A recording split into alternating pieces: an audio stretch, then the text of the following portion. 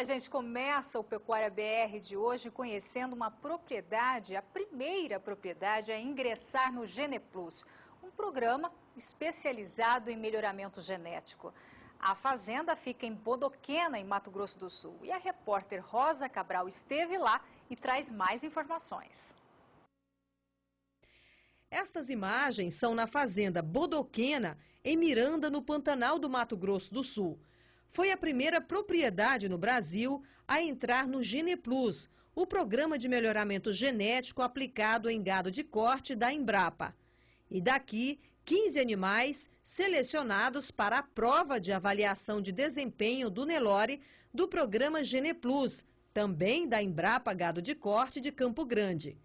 Na prova, os animais passam pela avaliação da conversão alimentar, o ganho de peso diário e o peso final dos animais. Produzir mais com muito, isso é fácil, mas produzir mais com menos, isso aqui é que é a novidade dessa prova e acreditamos que essa prova ainda deve crescer muito, deverá ser assim, dentro do cenário nacional, uma prova que vai se destacar, que vai ser bastante procurada ainda.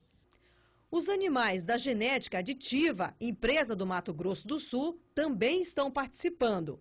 Há mais de 3 décadas, no mercado da pecuária, é vanguarda em tecnologia moderna em benefício do melhoramento genético e vem batendo martelo em cima de ganhos econômicos em menor tempo, diz o diretor Eduardo Coelho. E esta é mais uma ferramenta que vai somar no rebanho que está participando desde a primeira etapa. Com 20 animais na primeira e 20 na segunda e 18 na terceira. Nós ficamos muito felizes que os nossos animais ficaram acima da média. Nessa prova a gente fez o segundo melhor animal.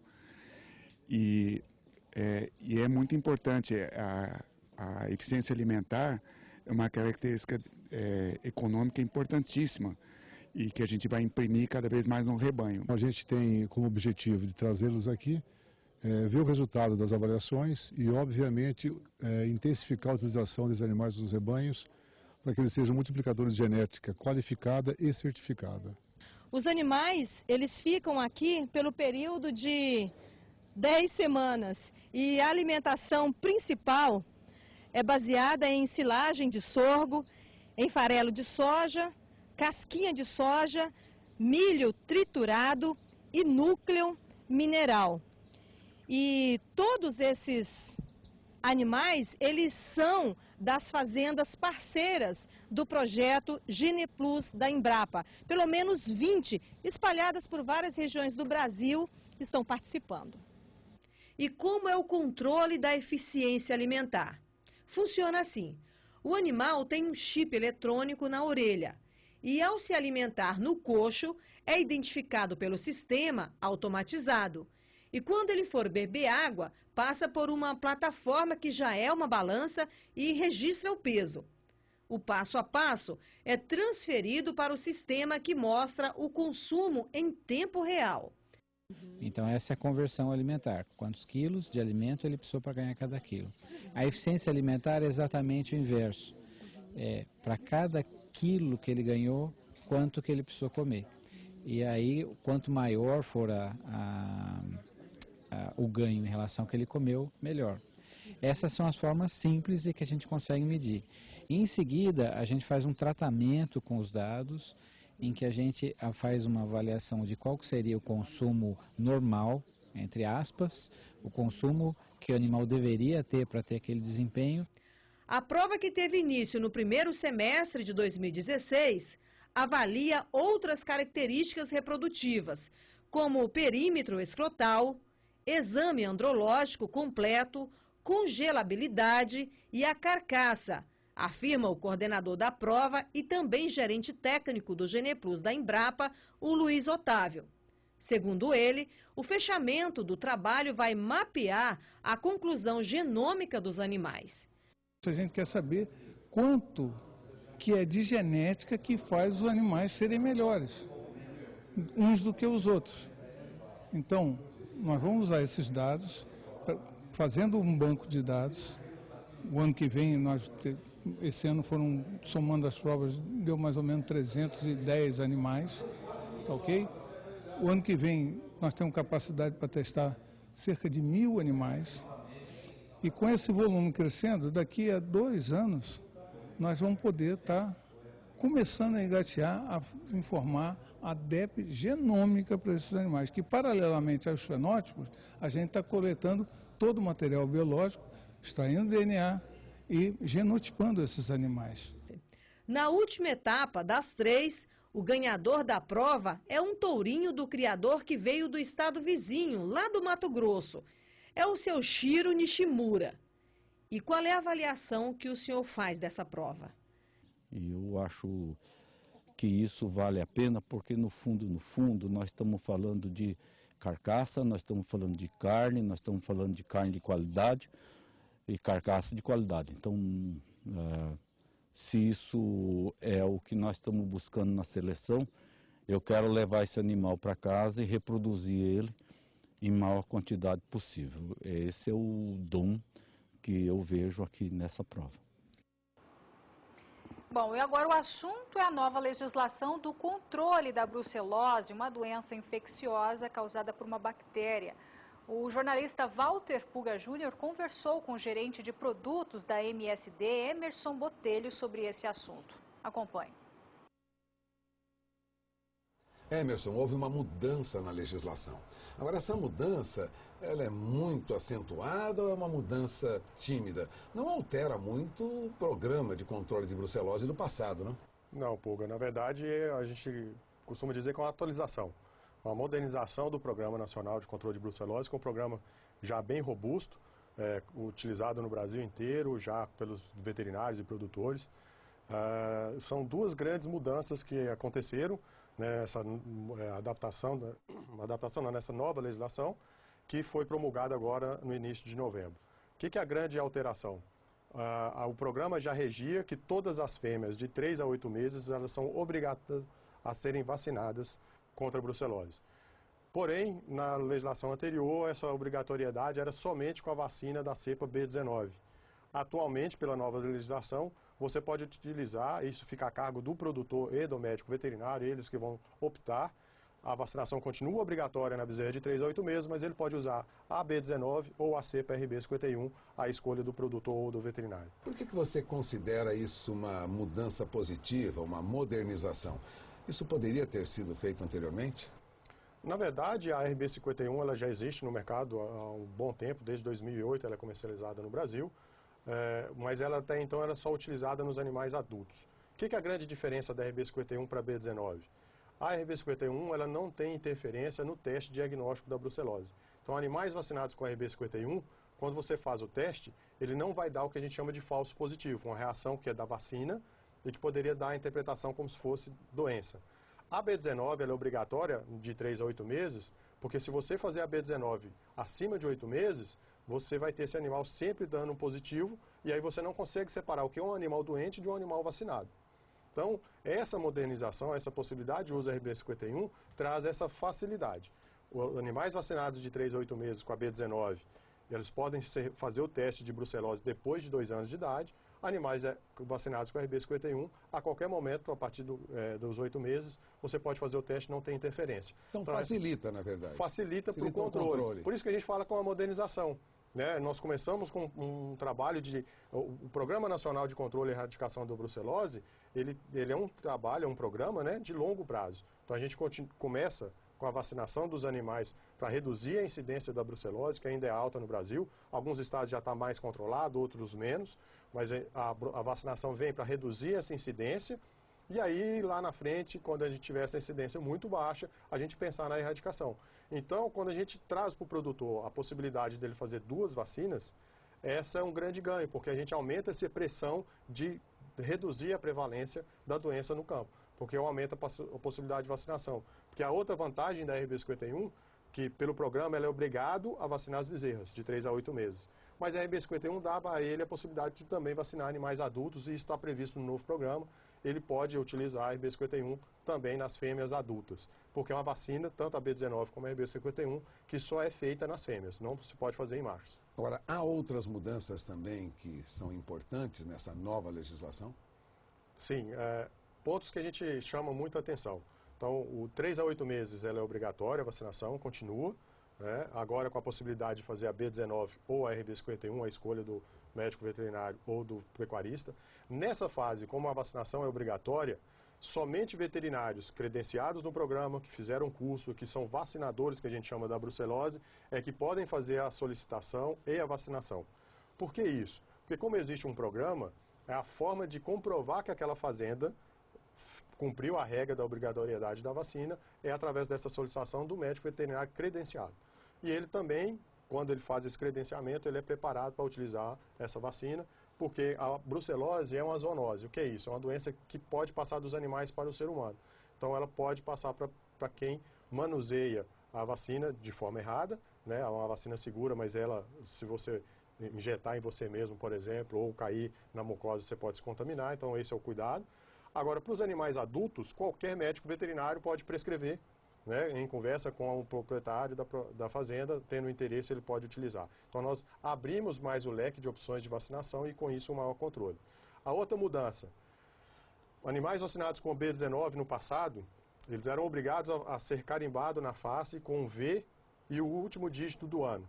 Isso muda agora, já que eu posso vacinar com a B19 e com a RB51, quando eu faço com a B19, eu coloco só o dígito do ano. Então, por exemplo, bezerras vacinadas agora em novembro, elas vão ser carimbadas, marcadas com um 6, que nós estamos em 2016, ela vai ter um 6 carimbado na face. Animais vacinados com a RB51 vai ter somente o V. Então, essa vai ser uma forma de diferenciar. Por que isso? Se eu pegar uma bezerra, por exemplo, de 1 ano e meio, que tem um 6, não vai ser um 6, né, que ela vai ter sido vacinada anteriormente, mas que tem um dígito, então esse animal eu não posso fazer o teste diagnóstico, porque eu corro o risco, até 2 anos de idade, de dar o falso positivo, porque a B19 dá essa interferência. Agora, se ela tem um V, eu sei que ela foi vacinada com a RB51, eu posso fazer o teste, e se der positivo é porque é doente. Porque então, a legislação não permite agora que isso seja feito. Permite. E estabeleceu essa diferença. As duas vacinas, e essa é a forma de diferenciar, de eu saber que essa bezerra foi vacinada com B19 ou RB51. Lembrando que animais adultos não precisam de marcação, porque a obrigatoriedade é somente de 3 a 9. Então, animais adultos, é só o veterinário ou o produtor tendo interesse de fazer ou a necessidade, eles vão, o veterinário prescreve, ele compra a vacina e faz a vacinação dos animais sem necessidade de marcação. Bom, você acaba de ouvir Emerson Marques Botelho, ele é gerente de produto, médico veterinário da MSD. Agradeço a orientação do Emerson aqui conosco. Vamos encerrando essa entrevista. Voltamos ao programa. Confira agora os indicadores de preços, média Brasil, da vaca pronta para abate, também do boi gordo dos últimos 30 dias. A apuração desses preços é feita pela agência Rural Business. Esse indicador é uma média simples e também diária feita em 14 praças de produção do país. O preço médio da vaca pronta para abate, que nos últimos 30 dias teve queda de 0,72%, fechando hoje a R$ 137,57 a arroba.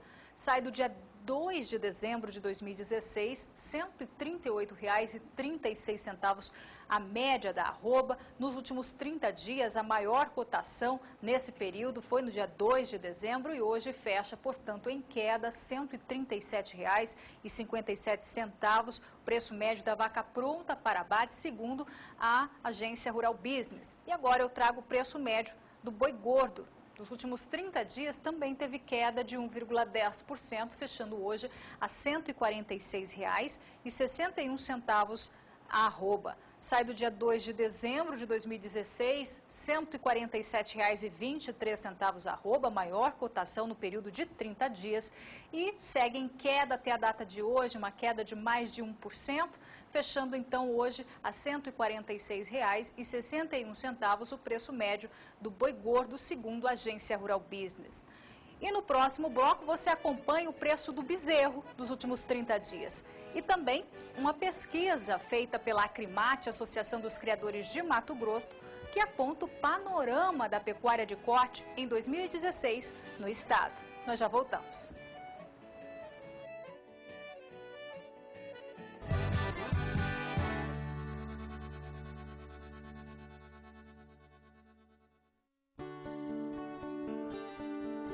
No começo era só um leilão, guiado na vontade pela paixão. Mesmo com ventos contrários, nada derruba um sonho visionário. E o Brasil viu acontecer. Do recinto, o boi foi pra TV. Correndo os 4 cantos da nação, recinto, gado e agora o caminhão. E assim foi o nascimento do canal do boi. E assim foi o nascimento do canal do boi.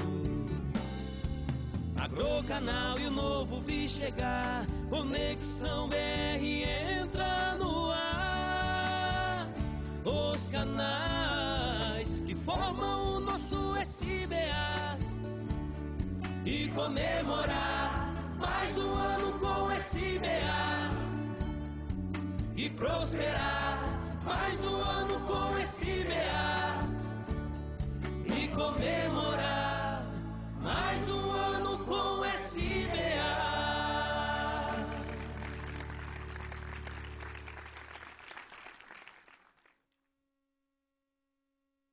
O Brasil tem a melhor pecuária comercial do mundo. Somos líderes em exportação de proteína animal e em tecnologia reprodutiva e sanidade. Já fazemos muito, mas ainda podemos melhorar. A Champion Saúde Animal desenvolve há 60 anos tecnologias acessíveis ao pecuarista para melhorar a sanidade do rebanho. Champion, a aliada da pecuária brasileira. Quem usa, recomenda.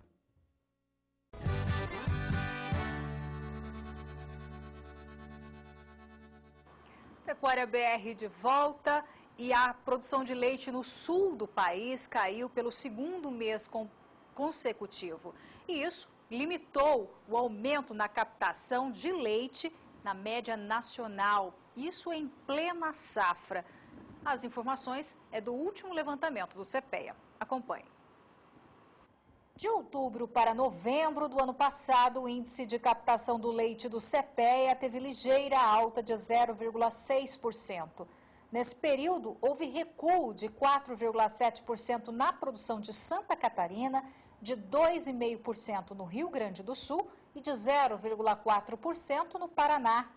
Segundo colaboradores do CPEA, a menor produção nos estados do sul do país continua atrelada às chuvas abaixo da média na região. Com isso, a disponibilidade de forragens está reduzida e a receita do produtor em queda limitou os investimentos na atividade, principalmente com relação às reformas das pastagens. Para este mês, previsões de chuvas ainda abaixo da média no período de safra, principalmente no sul do país.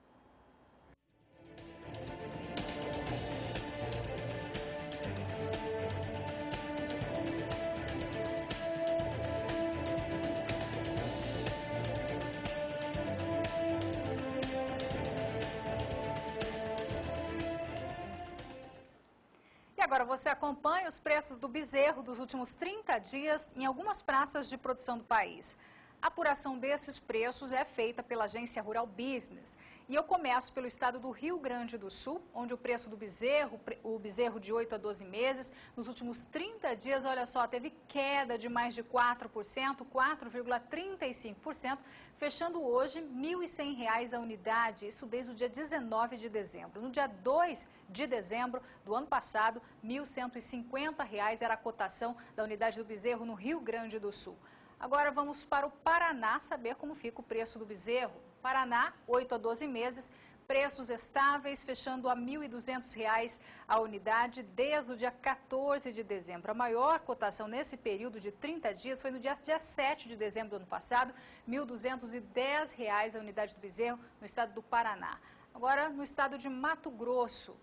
Mato Grosso, o preço do bezerro hoje fecha R$ 1.150 a unidade, queda nos últimos 30 dias de 1,71%, sai do dia 2 de dezembro de 2016, R$ 1.170 a unidade e em queda nos últimos 30 dias, hoje cotado a R$ 1.150 a unidade, bezerro no estado de Mato Grosso. E para a gente finalizar, no estado de Goiás.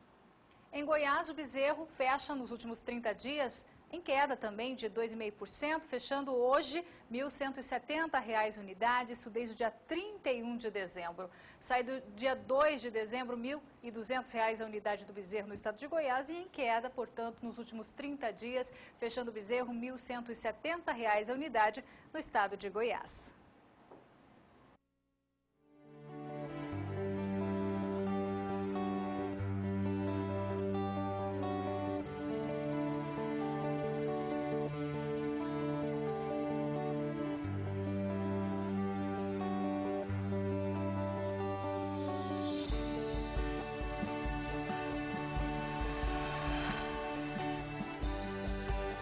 Chegou a solução que faltava para a distribuição eficiente e produtiva de ração. Suplemento mineral e concentrado para a suplementação a pasto até 2 metros cúbicos. Fazer a suplementação a pasto desta forma é coisa do passado. Chegou o Feeder 20SC da Casale. Construído a partir da combinação do aço, que proporciona um chassi leve e resistente, com o plástico rotomoldado, que garante a durabilidade da caçamba, evitando os desgastes pela abrasão. O Feeder 20SC dispõe de balança para controle do volume a ser distribuído.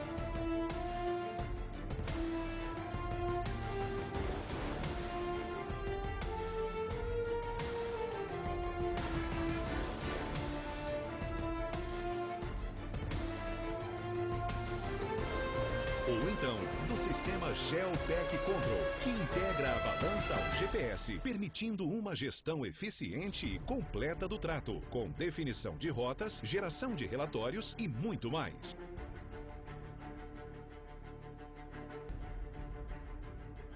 O grande diferencial do projeto do Feeder SC é o deslocamento lateral para a aproximação do coxo, feito por acionamento hidráulico sem a necessidade do uso do eixo cardan. Além disso, ele conta com pneus de trator para um rodado seguro, chupim com acionamento por motor hidráulico com rosca em aço inoxidável e proteção interna em polipropileno.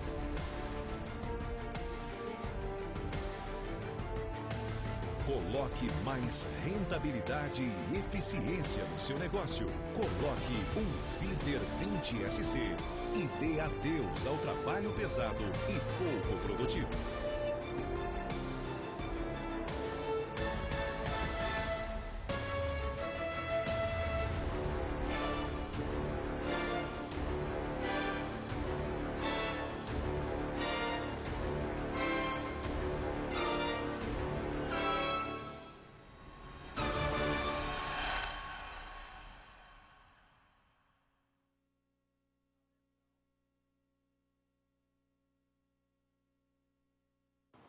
E a Acrimate, a Associação dos Criadores de Mato Grosso, realizou um estudo que trouxe o panorama da pecuária de corte de 2016. Isso no estado de Mato Grosso. Segundo esse levantamento, 80% dos entrevistados utilizam a modalidade boi a pasto na engorda. E tem mais informações desse levantamento com Valdir Pacheco. O panorama da pecuária no Mato Grosso, divulgado pela Associação dos Criadores, a Acrimate, mostra que 48,51% dos pecuaristas entrevistados investiram em melhoramento da propriedade. Entre aqueles que não o fizeram, a maioria, 45,63%, alega dificuldade na obtenção de capital. A elevação das taxas de juros nas linhas de crédito disponíveis em modalidades não adequadas aos pecuaristas são justificativas para o impedimento na contratação dos recursos, aponta o estudo. Entre os investimentos na atividade, 35,6% focaram na alimentação e nutrição. Além de investimento em infraestrutura, 27,72%, reprodução, 21,97% e gestão, 13,30%.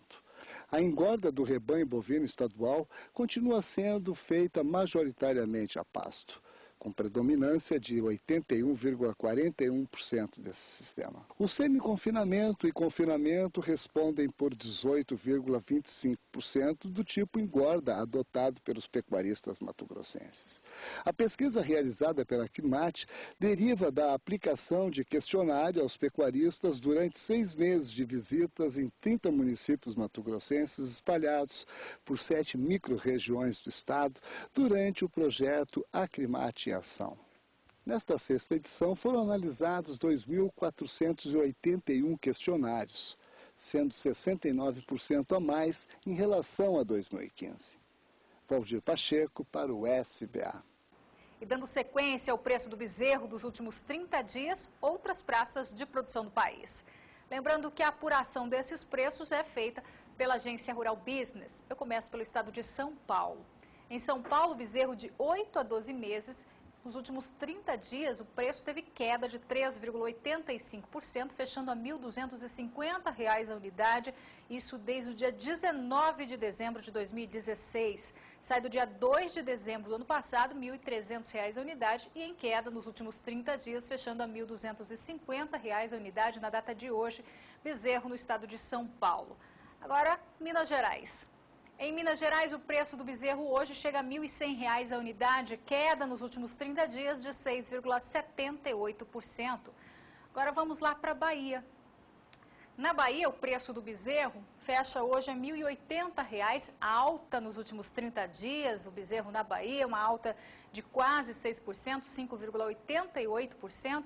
Veja que no dia 2 de dezembro do ano passado, R$ 1.020 era cotado o bezerro na Bahia. E hoje, R$ 1.080 a unidade do bezerro na Bahia. Esse bezerro tem de 8 a 12 meses, portanto, alta de quase 6% para o preço do bezerro no estado da Bahia. Agora, para a gente finalizar, no estado do Pará. No Pará, o preço do bezerro hoje chega a R$ 1.000, estabilidade no preço nos últimos 30 dias. Maior cotação do bezerro no Pará foi no dia 14 de dezembro de 2016, onde a unidade valia R$ 1.020. Hoje, então, portanto, R$ 1.000 a unidade do bezerro no estado do Pará. No próximo bloco, você acompanha o preço do milho no mercado físico e também futuro. E também a produtividade dos grãos no estado do Rio Grande do Sul. Nós já voltamos.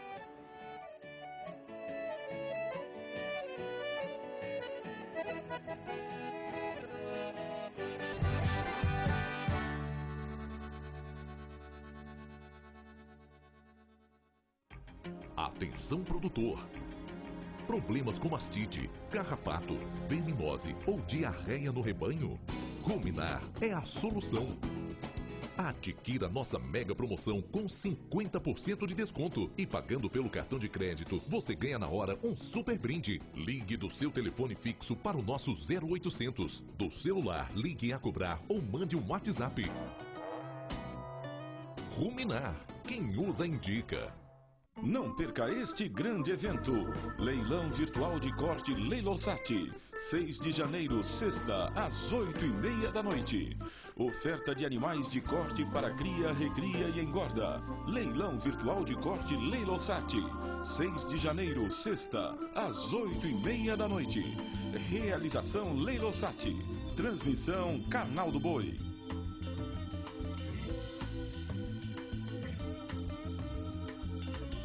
Vem aí uma excelente oportunidade para seu negócio. Leilão virtual de corte Leilosat. 13 de janeiro, sexta, às 8h30 da noite.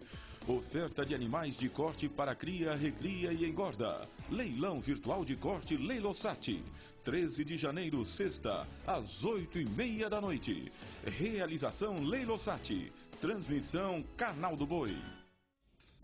Participe do Universo de Leilões SBA. Entre no site www.sba1.com. Clique no link Cadastro e preencha com seus dados. Envie uma cópia dos seus documentos e nossa equipe entrará em contato com você para a confirmação. É fácil e simples. www.sba1.com. SBA. Ninguém acredita mais no agronegócio do que a gente.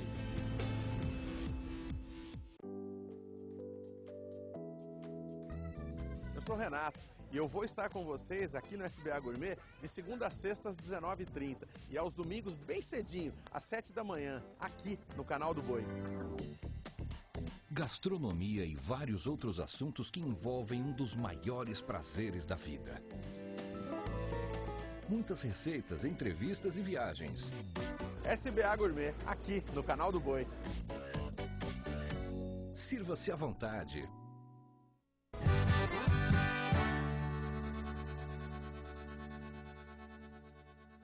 E o ano de 2016 foi de grandes oportunidades e também desafios para os produtores gaúchos.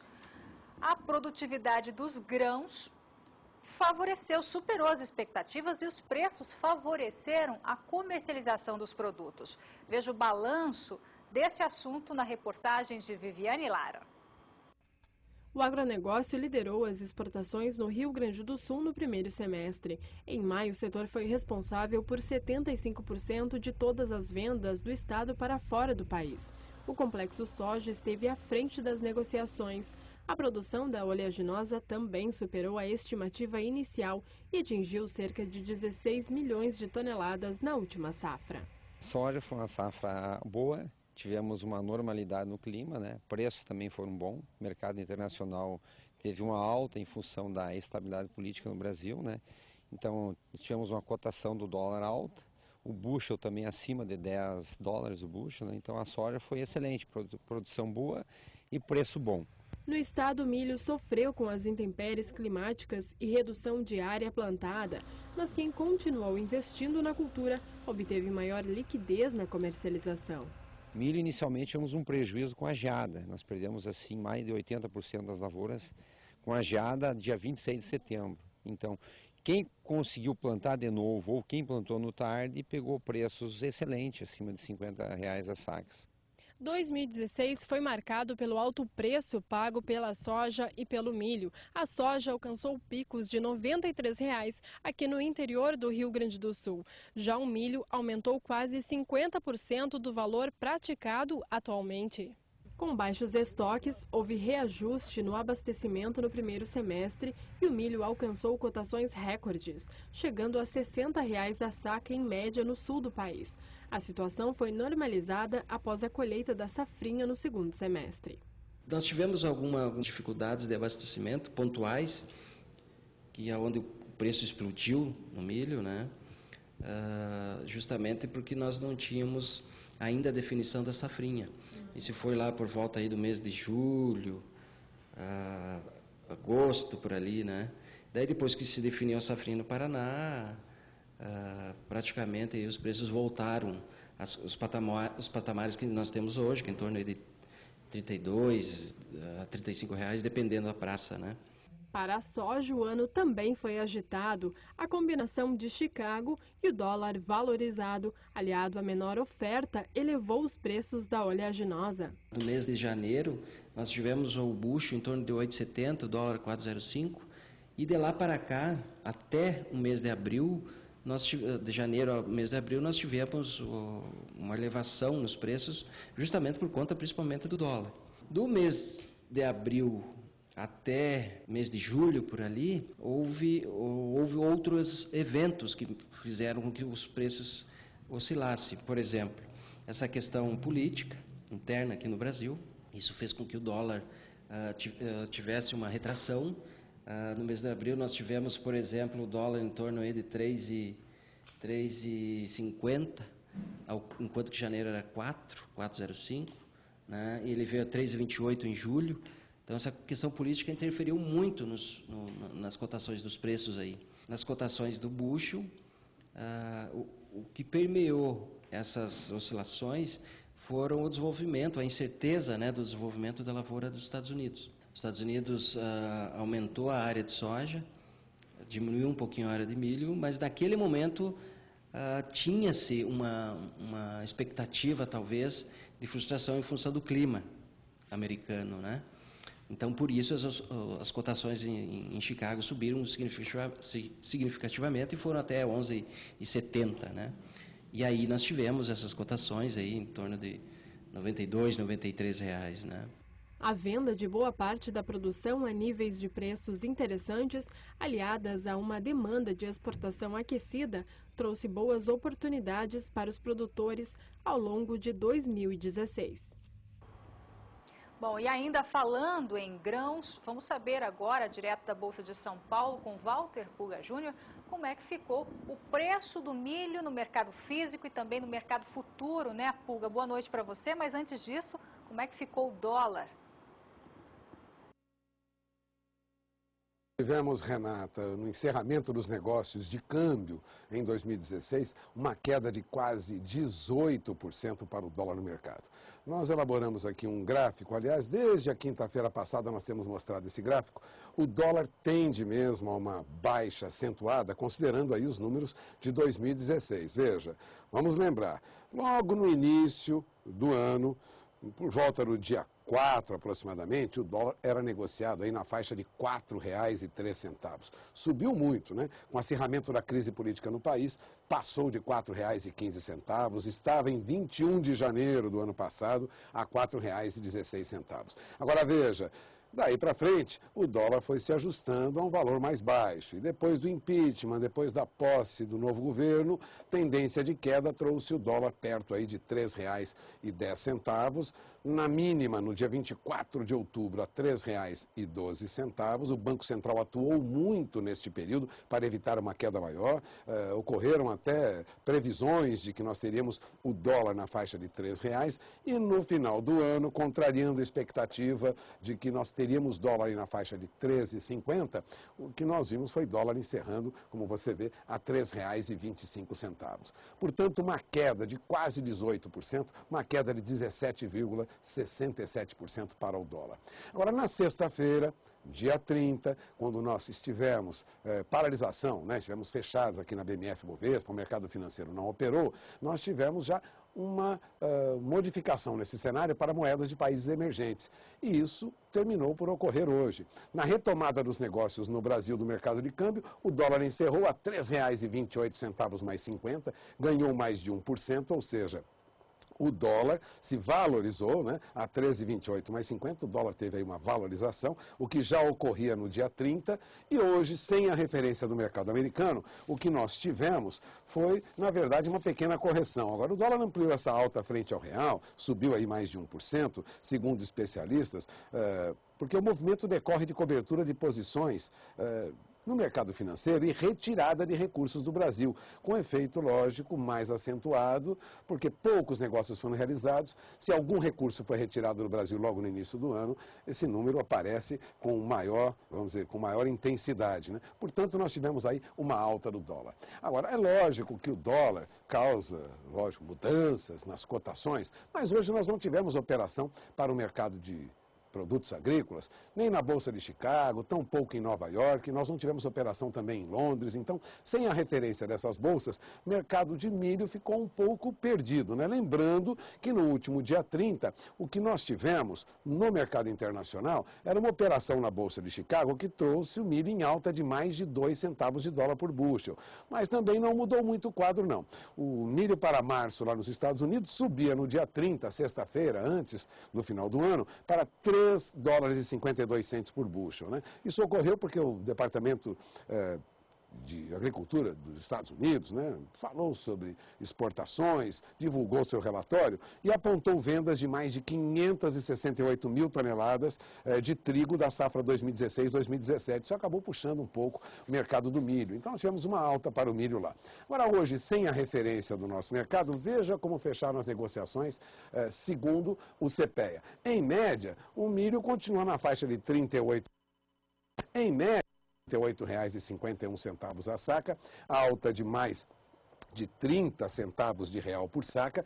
Essa cotação, esse, vamos dizer, esse indicador, né, que apura cotações negociadas na região de Campinas, mostra, portanto, uma recuperação. Ainda não voltou aos valores, né, não volta aos valores de 26, 27 de dezembro, mas trouxe um movimento de alta. Como se vê, milho ainda tem preços firmes no mercado, considerando aí a região de Campinas. Então, tivemos uma alta para o milho no mercado físico, lógico, considerando especificamente a região de Campinas. Agora, o que acontecia na BMF-Bovespa também era um movimento de alta, o que mostra preços firmes para o milho. É o que você acompanha comigo aqui, veja. Embora tenhamos aí um número de contratos negociados muito pequeno, o que ocorre é que milho negociado para janeiro subiu 0,18%, foi a R$ 38 a saca. O milho para março recuou mais de 0,5%, fechou a 35,61, contrato para março recuou, como se vê, mas o contrato para maio manteve aí uma estabilidade, fechou em 35,50 no ajuste da Bolsa, mas os últimos negócios, embora volume muito pequeno, apenas 10 contratos negociados, trouxe aí uma queda para 35,40. E o milho para setembro, aí sim, de olho lá na frente, produtor vê o milho em alta e repare, o milho estava a 31,70 na quinta-feira, antes da paralisação do mercado no dia 30 aqui no Brasil e antes do feriado de final de ano. Já subiu para 31,89 e mantém nos últimos negócios cotação a R$ 31,89 a saca. Como se vê, exceção ao vencimento de março, que cedeu para a faixa de 35,50, o que ocorre agora é preços firmes para o milho, o mercado continua reagindo. E os primeiros negócios realizados no mercado físico trazem, para que você que acompanha o mercado conosco, veja, no Porto de Santos, referência R$ 31,00 a saca no disponível. Também tivemos em Paranaguá, segundo Safras e Mercado, R$ 31,00 a saca. No Paraná, R$ 35,00 a saca na região de Cascavel. E, considerando o Rio Grande do Sul, R$ 37,00 a saca. Agora, em Minas Gerais, na região de Uberlândia, milho era negociado hoje a R$ 38,00 a saca. Em Goiás e Rio Verde, R$ 33,00 a saca. E milho no Mato Grosso, a R$ 28,00 a saca. Como se vê, os números, embora o volume de negócio seja muito pequeno hoje, se mantém aí firmes para o mercado do milho. Teve uma segunda-feira de preços pouco alterados, lentidão nesse primeiro dia útil de negócios em 2017. Mas, Renata, preços ainda muito altos para quem trabalha com aves e suínos. Ainda é preocupante nos custos, para quem trabalha com custos de produção de suínos e aves, inclusive para bovinos. Mas o milho tende a ceder nos próximos meses, é o que os analistas de mercado esperam, diante da perspectiva de uma produção maior de milho no Brasil. Agora é com você. Tá certo. Pulga, obrigada pelas informações. Daqui a pouco ele volta com um mercado de carnes, os preços do suíno, do frango, do bezerro e também do boi gordo. Agora, a cotação do milho, saca de 60 quilos, segundo estudo feito pela agência Rural Business. Cotações do milho. Oferecimento ROX. Transformação que começa com o melhor investimento.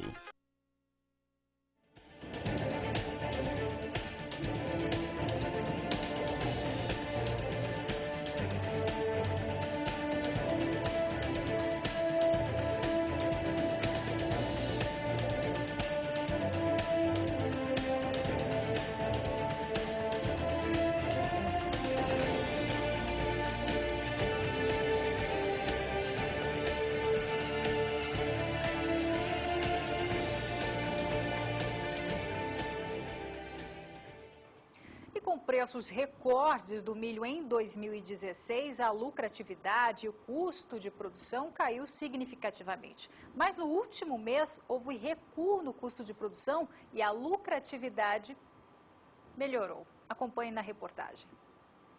A avicultura passou por grandes desafios em 2016. As matérias-primas afetaram fortemente a capacidade das empresas de produzir alimento nobre e barato para a população. Nesse aviário, com 1.000 aves de postura, o custo de produção chegou a aumentar 50% no início do ano com o preço do milho, o principal componente da ração. Para manter a produção, foi necessário retirar o lucro de outra atividade para suprir as demandas do aviário. A gente diminuiu os custos, tiramos dinheiro de outra área e aplicamos na avicultura para não parar, porque isso aí é uma corrente, né? Se falhar um dia, a gente vem tendo perda total, daí se quebra todo o empreendimento que está aí. Sai dinheiro da lavoura, dinheiro de gado e aplicamos aqui também para superar, que na verdade assim, totalmente prejuízo nós não estamos, mas estamos empatando ultimamente. De acordo com a Central de Inteligência da Embrapa, o custo de produção recuou 0,5% no último mês. O reajuste foi constatado pelo produtor e de forma tímida, a lucratividade retorna à propriedade. Já melhorou, já teve uma queda boa do preço da ração, então já está voltando ao normal ainda, mas a safra das vacas gordas ainda não chegou para nós ainda. A partir de fevereiro tende a melhorar a produção, dentro da área da postura também valoriza mais o ovo e a ração, a tendência é abaixar um pouco o custo por causa que vem produção nova da lavoura, e dependendo da safra desse ano, que a safra ainda está no início, a parte de grão, então. Mas a tendência é de melhorar a partir de fevereiro. Apesar do custo de produção, a atividade cresceu 2% este ano, segundo o levantamento divulgado pela Associação Gaúcha de Avicultura. Nós temos que elogiar a iniciativa do produtor, porque nós começamos a trabalhar aqui no município em 2010, onde fizemos um diagnóstico e realmente nós observamos que muitas famílias tinham a intenção de permanecer no campo. No caso dessa propriedade é que ela tem também uma preocupação com a sucessão familiar. Então o agricultor aqui buscou uma alternativa não só para a propriedade, mas também para a família. E ainda falando sobre a avicultura, em 2017 a prioridade aqui no Brasil é manter o status sanitário para garantir aí uma boa qualidade de carne de frango. Isso por conta do surto de gripe aviária que atingiu aí o mundo, alguns países do mundo e que poderá dar oportunidade para o Brasil aumentar a produção, a exportação e até o consumo de carne de frango. Para falar sobre esse assunto, está comigo aqui o analista de agronegócio do SBA, João Pedro Cuti Dias. Boa noite, João. Boa noite, Renata. Realmente, hoje no mundo você tem várias barreiras. Tem barreiras comerciais, barreira tarifária e tem uma barreira muito importante, chama-se barreira sanitária. Se um país, vamos pegar um país como os Estados Unidos, que é uma potência econômica e tal, surgiu problemas de gripe aviária lá no meio oeste americano, Iowa, Illinois, etc., a China cortou as importações de carne de frango nos Estados Unidos. Por quê? Porque é um vírus difícil de controlar. Você a hora que chegar, vai obrigar a matança generalizada de aves para poder controlar. Milhares, milhões de aves são abatidas. Então, isso causa um impacto muito grande. A avicultura no Brasil, não só pela questão da segurança, é um fator extremamente importante do ponto de vista social. Milhares de pessoas dependem da produção de frango. A carne de frango é a proteína mais barata que tem na mesa do brasileiro. Não tem outra carne mais barata. O ovo também é muito importante, que hoje é um dos poucos setores que cresceu a produção de alimentos proteicos, foi o ovo. Por quê? Por causa da importância como alimento e do preço, que é barato, que abre um leque muito grande de pessoas para comprá-lo. Então, se você olhar hoje, essa questão sanitária é extremamente importante. O próprio Francisco Turra, presidente da Associação Brasileira de Proteína Animal, está comentando que há necessidade de todo mundo trabalhar integrado, seja os governos na questão sanitária. Se houver qualquer mortalidade, tem que se avisar imediatamente ao setor sanitário, e eles, por sua vez, têm um prazo muito curto para ver e verificar o que acontece. Se Deus o livre chegar, tem que isolar as áreas, porque o grande problema da gripe é que ela pode ser propagada, pode se sofrer uma difusão dela por aves migratórias. Você não tem como segurar as aves migratórias, elas vão do hemisfério sul para o hemisfério norte. É uma grande preocupação. Essa é a grande preocupação, porque é difícil você segurar. Outra coisa, tem que isolar as granjas, não deixar entrar pasto dentro dos galpões, fazer uma série de medidas que o setor da avicultura é muito bem organizado.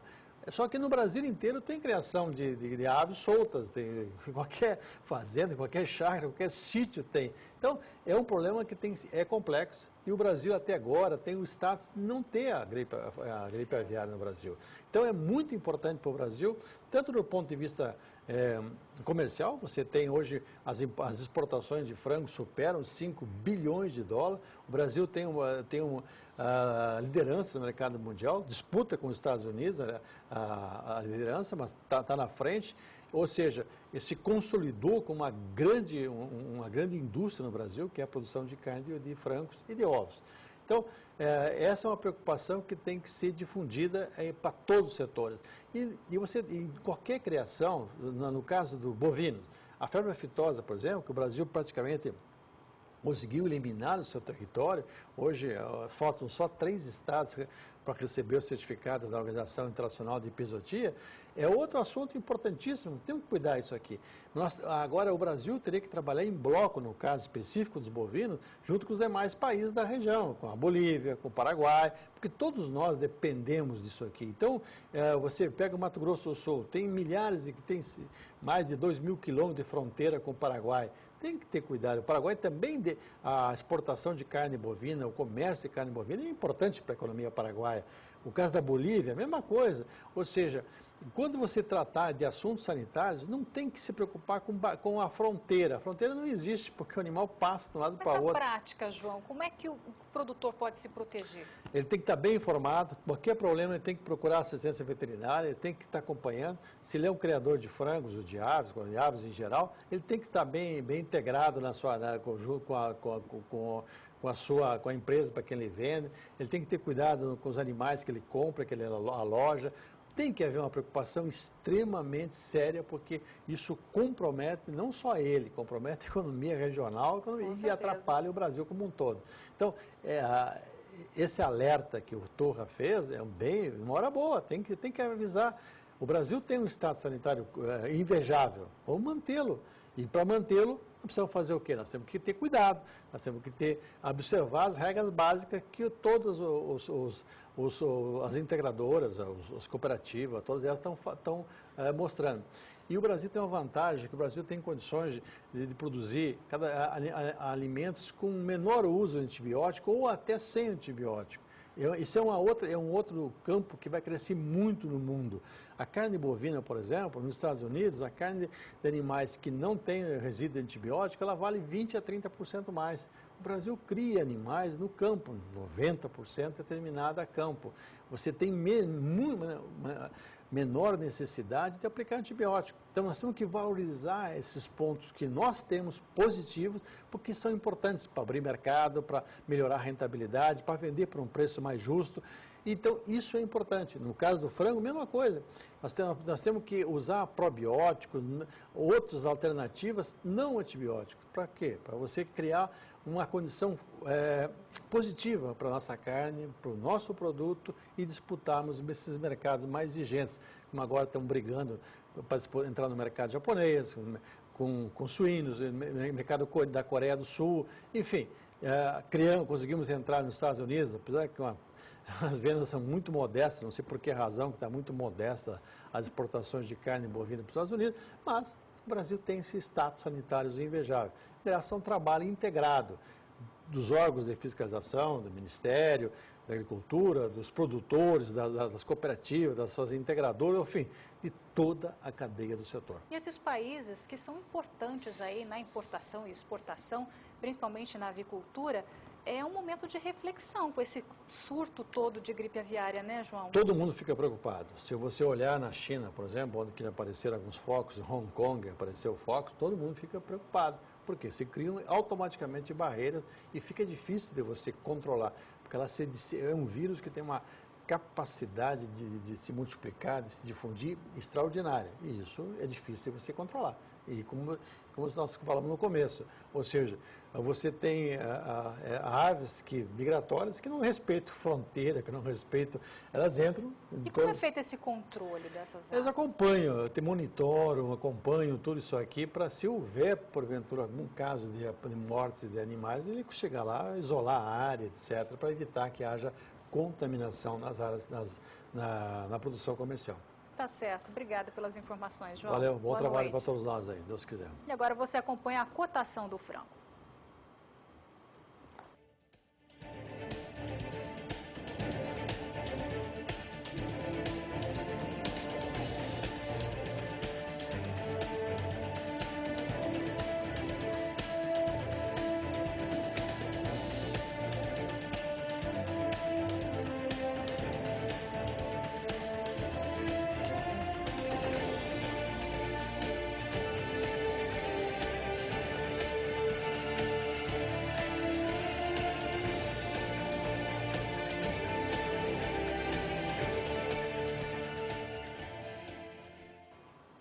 Pelas estimativas da Organização das Nações Unidas para a Agricultura e também Alimentação, até 2024 o Brasil deve ocupar o primeiro lugar no ranking mundial de produção de grãos. Confira na reportagem de Viviane Lara. Em 2016, nós mostramos a preocupação do governo com as questões ambientais. O Ministério da Agricultura buscou não só divulgar que o Brasil produz cuidando do meio ambiente, mas também levar ao produtor rural as informações necessárias para garantir a sustentabilidade na lavoura. Ao buscar novos mercados e agregação de valor para os produtos brasileiros, o Ministério da Agricultura tem apresentado a outros países e a organismos internacionais características sustentáveis da produção nacional e os compromissos assumidos pelo Brasil de reduzir a emissão de gases do efeito estufa. Agora, o Ministério quer incentivar e conscientizar produtores, empresas e pesquisadores brasileiros sobre a importância de produzir preservando o meio ambiente, o que por aqui é alcançado por meio da adoção de novas tecnologias. Com esse objetivo, o Ministério promoveu um ciclo de palestras sobre boas práticas e redução de impactos ambientais, com a participação de pesquisadores que falaram sobre exemplos de sucesso no enfrentamento às mudanças climáticas e no desenvolvimento de políticas públicas. Elas estão amarradas dentro de um plano, de um marco legal, que é o Plano ABC, o Plano de Agricultura de Baixa Emissão de Carbono. Esse plano prevê o estímulo à adoção de 6 tecnologias, que é recuperação de pastagens degradadas, integração lavoura, pecuária e floresta, plantio de florestas comerciais, tratamento de dejetos e por aí vai. E para que o produtor adote na ponta essa tecnologia, já que é uma adesão voluntária, o governo não obriga o produtor a adotar, nós levamos a informação de que, na maioria dos casos, é mais vantajoso economicamente mudar o processo de produção para um processo sustentável. Então, nós levamos a campo, por meio de capacitação, assistência técnica, essas informações, e também, associado a isso, existe uma linha de crédito específica, chamada Programa ABC, com juros diferenciados, carência diferenciada, condições interessantes para que o produtor faça a adoção. E com isso, nós já conseguimos, aí, de 2010 para cá, um aumento de 6 milhões de hectares no país dessas tecnologias sustentáveis. Márcia Prado para o SBA. Bom, e no próximo bloco você acompanha os preços do mercado pecuário e também como está o mercado de reposição na região sudeste do país. Nós já voltamos.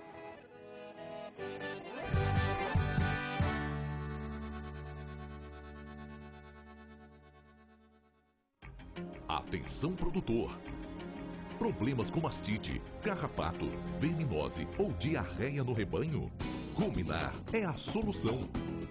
Adquira nossa mega promoção com 50% de desconto e pagando pelo cartão de crédito, você ganha na hora um super brinde. Ligue do seu telefone fixo para o nosso 0800. Do celular, ligue a cobrar ou mande um WhatsApp. Ruminar, quem usa indica.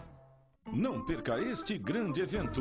Leilão virtual de corte Leilosat. 6 de janeiro, sexta, às 8h30 da noite. Oferta de animais de corte para cria, recria e engorda. Leilão virtual de corte Leilosat. 6 de janeiro, sexta, às 8h30 da noite. Realização Leilosat. Transmissão Canal do Boi.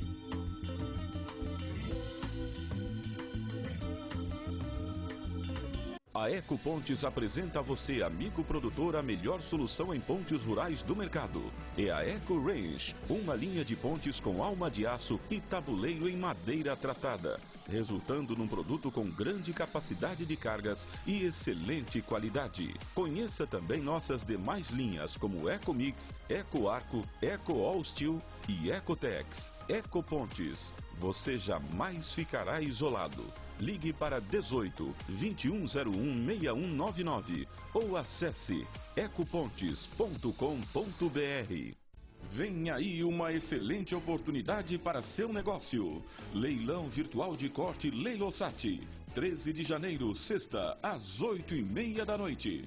Oferta de animais de corte para cria, recria e engorda. Leilão virtual de corte Leilosat. 13 de janeiro, sexta, às 8h30 da noite. Realização Leilosat. Transmissão Canal do Boi.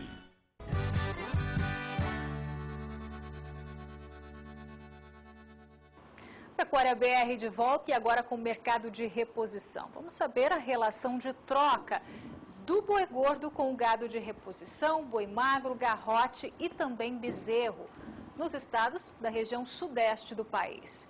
Primeiro no mapa, Minas Gerais, o boi gordo hoje valendo R$ 150. Relação de troca de um boi gordo em Minas Gerais com um boi magro, 1,4. É possível comprar 1,4 boi magro. Com um boi gordo, no estado de Minas Gerais, é possível comprar 1,7 garrote. Hoje o garrote, segundo a Scott Consultoria, cotada a R$ 1.430 a unidade. Minas Gerais, com um boi gordo, é possível comprar 2 bezerros, valendo hoje R$ 1.230 a unidade. Agora vamos saber como fica a relação de troca no Rio de Janeiro. No Rio de Janeiro, a relação de troca de um boi gordo com gado magro, com boi magro, 1,4. Boi magro hoje cotado a R$ 1.800 a unidade. Com um boi gordo do Rio de Janeiro, é possível comprar 1,7 garrote. Olha só, Scott Consultoria garrote hoje com a cotação de R$ 1.500 a unidade. Já o bezerro valendo R$ 1.390, com um boi gordo, é possível no Rio de Janeiro comprar 1,8 bezerro. E agora, relação de troca no estado de São Paulo. Em São Paulo, o boi gordo, segundo a Scott Consultoria, está cotado hoje a R$ 149. Com o boi gordo, é possível comprar 1,3 boi magro, hoje cotado R$ 1.960 a unidade, isso segundo dados da Scott Consultoria. O garrote valendo R$ 1.580 a unidade em São Paulo. Com o boi gordo é possível comprar 1,6 garrote. E com um boi gordo no estado de São Paulo é possível comprar 1,9 bezerro. Hoje, bezerro valendo R$ 1.310 a unidade. Bom, agora vamos até a Bolsa de São Paulo com Walter Puga Júnior, que traz para a gente os preços das carnes hoje, né, Puga?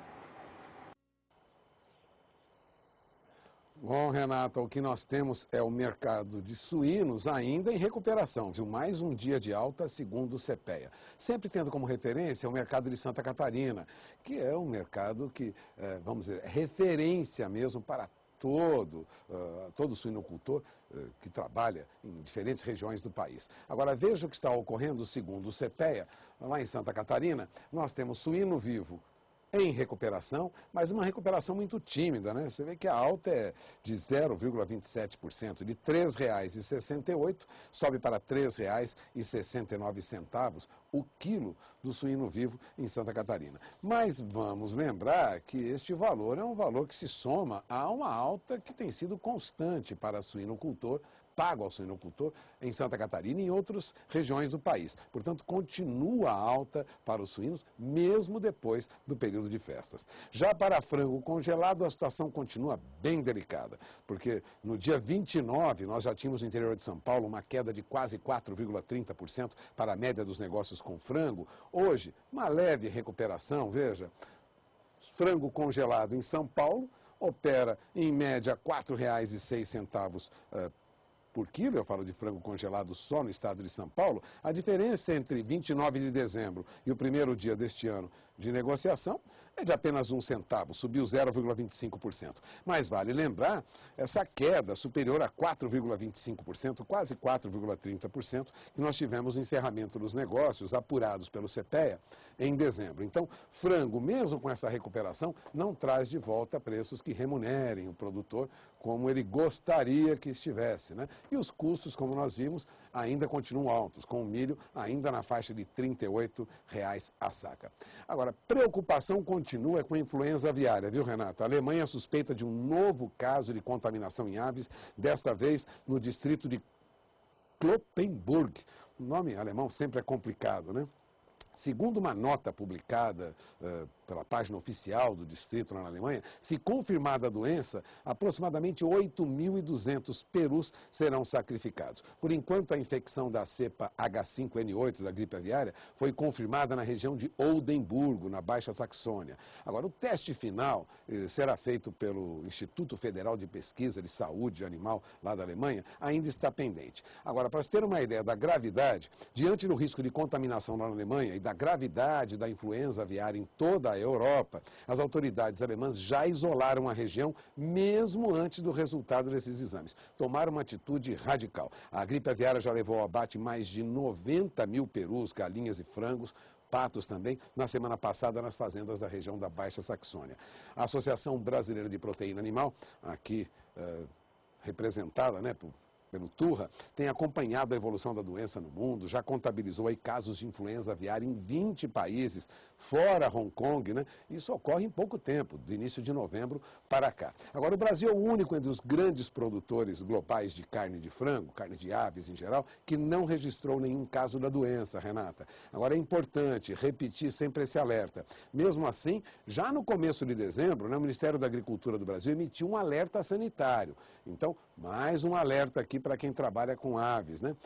Esse alerta, aliás, né, alerta sanitário, é por tempo indeterminado para intensificar ações de defesa destinadas a prevenir a entrada de doença no país. É uma preocupação das autoridades brasileiras. E já que falamos de carne, alguma recuperação para a cotação do frango, longe de trazer preços que o produtor desejava e a continuidade do preço do suíno, vamos falar sobre o que acontece com o boi gordo, né? Porque o mercado físico do boi gordo teve preços estáveis hoje na maioria das regiões pesquisadas. Em São Paulo, segundo Safras e Mercado, no máximo R$ 151 arroba, isso em São Paulo. Mato Grosso do Sul ainda 136 arroba, Minas Gerais 145, Goiás na faixa de 142, Mato Grosso em R$ 128 arroba. Agora, o que constatava o CPEA no interior de São Paulo? Você acompanha comigo agora. Segundo o CPEA, boi gordo perde preço em São Paulo e se recuava. Você tem na tela agora bezerro, né? Bezerro recuou quase 0,80%, já caiu para R$ 1.236,25 por cabeça, segundo o CPEA, no Mato Grosso do Sul. É uma baixa, já varia, uma queda de 0,79%. No primeiro dia de operações este mês, se soma aí a uma leve queda que nós tivemos em dezembro, de 0,17%. Então, o bezerro vem em trajetória de baixa. Agora, também ocorre uma queda com o boi gordo negociado no mercado à vista. E é o que você tem como referência o mercado de São Paulo. Acompanhe comigo. Em São Paulo, o boi gordo, segundo o CPEA, é negociado abaixo de R$ 149 arroba, R$ 148,93 arroba. Uma baixa aí de 0,35%. Agora, essa baixa já era prevista pelo mercado. Por quê? Porque os frigoríficos já esperam, depois de 2 anos de margens comprimidas pela alta do preço do boi gordo, matéria-prima, um custo mais barato, em valor mais barato, pelo menos em 2017. E o mercado já vai sinalizando aí valores mais baixos. Ao contrário do que ocorreu em 2015 e 2016, quando o abate massivo de fêmeas, lá em 2014, reduziu a produção de bezerros e, consequentemente, a produção de boi gordo, de boi, a tendência agora é de aumento na oferta de animais. É o que o mercado espera nessa mudança de ciclo pecuário. Margens melhores, no entanto, não significam resultados positivos, mesmo assim, para os frigoríficos, viu? Pois eles dependem de uma reação do consumo interno, que está muito fraco. E o mercado futuro já mostra essa tendência de queda nos preços. Veja, hoje o mercado futuro, de novo, aqui na BMF Bovespa, terminou com queda para boi gordo, hein? Boi gordo negociado para dezembro. No vencimento de dezembro, R$ 149,50 foi o fechamento de dezembro. Janeiro, de R$ 149,95 já recuou para R$ 149,63 no ajuste da Bolsa e já caiu mais. Nos últimos negócios, boi gordo para janeiro recuou para R$ 149,40 arroba. O boi para fevereiro estava acima de 148, isso no ajuste anterior. Veja, é a terceira linha na tela do seu televisor. Já caiu para R$ 147,72 e agora caiu mais. Nos últimos negócios, R$ 147,50 arroba. O boi para outubro estava perto de 151, caiu para R$ 150,49 a arroba, se mantém perto desse valor, o último negócio é R$ 150,10 a arroba. Portanto, tivemos baixa, mais um dia de baixa para boi gordo no mercado futuro, sinalizando aí uma mudança no ciclo pecuário, Renata, e a perspectiva de preços, pelo menos, mais baixos para os frigoríficos. Agora, para o produtor, resta ficar de olho na gestão, de olho na administração da sua propriedade e tentar fazer com que o custo caia para que essa margem se mantenha, a diferença entre o custo de produção e a venda, que essa margem se mantenha nos mesmos níveis do ano anterior. Só com redução de custo, porque a previsão, a princípio, é de leve baixa para boi gordo daqui para frente. Não é uma baixa acentuada, mas a perspectiva é de baixa, como mostram os contratos negociados no mercado futuro e os últimos levantamentos feitos por consultorias. Renata, essas são as informações de hoje. Eu encerro por aqui. Eu volto com você em Campo Grande. Tá certo, Puga. Obrigada pelas informações. Walter Puga Júnior, direto da Bolsa de São Paulo. E ainda falando sobre boi gordo, o mercado inicia 2017 com lentidão e poucos negócios. Veja a análise da Scott Consultoria com Iberville Neto. Olá! Nessa primeira semana de 2017, a expectativa é que o mercado do boi gordo siga sem grandes alterações, mas nós continuamos observando uma oferta curta e o cenário de demanda, por sua vez, é de demanda mais fraca. Na semana entre o Natal e o Ano Novo, a demanda caiu bem no atacado, a movimentação no atacado teve uma queda importante e essa demanda que vinha com alguma melhora na semana que antecedeu o Natal. Então, agora, para o início de 2017, a expectativa é de uma demanda fraca, mas de uma oferta restrita devido ao período de pouca negociação e também a possibilidade de o pecuarista reter os animais, caso haja uma pressão mais forte. Então, nós devemos observar um mercado relativamente gelado nos próximos dias, até que o ano comece e os negócios fluam de maneira mais expressiva. Bom, meu nome é Berville Neto, sou médico veterinário e consultor da Scott Consultoria. Um abraço a todos e até a próxima. Até a próxima. Bom, agora vamos com a cotação do boi gordo por região pela Scott Consultoria, começando pela região norte do país, onde não teve alteração na data de hoje. Nordeste do região sul, boi gordo à vista, R$ 150 no Paraná, Santa Catarina, 154, oeste do Rio Grande do Sul, R$ 4,90 o quilo, Pelotas, no Rio Grande do Sul, R$ 4,95 o quilo. Agora sim a região norte, preço Scott Consultoria, lembrando que a apuração é feita para uma boiada comum. A 124, Redenção no Pará 126, Marabá 124, Paragominas 126, Sudeste de Rondônia 126, Sul do Tocantins 134 e Norte do Estado R$ 130. Agora a região Nordeste, preço boi gordo à vista, segundo a Scott Consultoria, também não houve alteração, segundo a Scott. Alagoas 153, oeste da Bahia R$ 158, sul do estado 149 e oeste do Maranhão R$ 129. Agora a região centro-oeste do país, alteração apenas em Três Lagoas, em Mato Grosso do Sul, que perdeu R$ 2 na cotação. Restante das praças, preços estáveis. Goiânia, Goiás 138, sul do estado 141, Campo Grande, Mato Grosso do Sul 139, Dourados 136, Três Lagoas perdeu R$ 2, como eu havia dito, fechando hoje a R$ 135. Ainda a região centro-oeste, Cuiabá, Mato Grosso, 132, norte do estado, 126, sudeste, 133 e sudoeste, R$ 126. Para a gente finalizar, preço Scott Consultoria, região sudeste, Barretos, Araçatuba, 149, não houve nenhuma alteração, segundo a Scott Consultoria. Belo Horizonte, Minas Gerais, 150, Triângulo Mineiro, 145, sul de Minas, 143, norte do estado, 150, Rio de Janeiro, 149 e Espírito Santo, R$ 148. Agora a apuração feita pela agência Rural Business, que apura para uma boiada de bom acabamento de carcaça e também de boa logística entre a indústria e a fazenda. Eu começo também pela região norte do país, preço rural região sul do país. Paraná 155, não houve alteração na região sul, Santa Catarina 165, Rio Grande do Sul R$ 5,06 o quilo. Agora sim a região norte, no Pará, R$ 131, Tocantins, uma queda de R$ 2, fechando hoje a R$ 137, Rondônia, R$ 131. Agora a região Nordeste, preço Rural Business, boi gordo à vista, Bahia 154, uma queda expressiva hoje na Bahia, queda de R$ 9 na cotação, Maranhão R$ 133, queda de R$ 2. Agora a região Centro-Oeste, preço Rural Business, Goiás 147, uma alta de R$ 1. Mato Grosso do Sul, preço estável, 143. Sul de Mato Grosso, R$ 136, uma queda de R$ 2. Agora a região Sudeste, preço rural, São Paulo, R$ 158, Minas, uma queda de R$ 3, segundo a agência Rural Business, fechando hoje a R$ 151 e Rio de Janeiro, R$ 155. Essa foi a cotação do boi gordo por região, com duas fontes de informação, a Scott Consultoria e a Rural Business. Scott Consultoria para uma boiada comum, Rural Business apura preços para uma boiada de bom acabamento de carcaça e também de boa logística entre a indústria e a fazenda. O Pecuária BR fica por aqui. Para você uma ótima noite, ótimo início de semana e até amanhã. Tchau, tchau.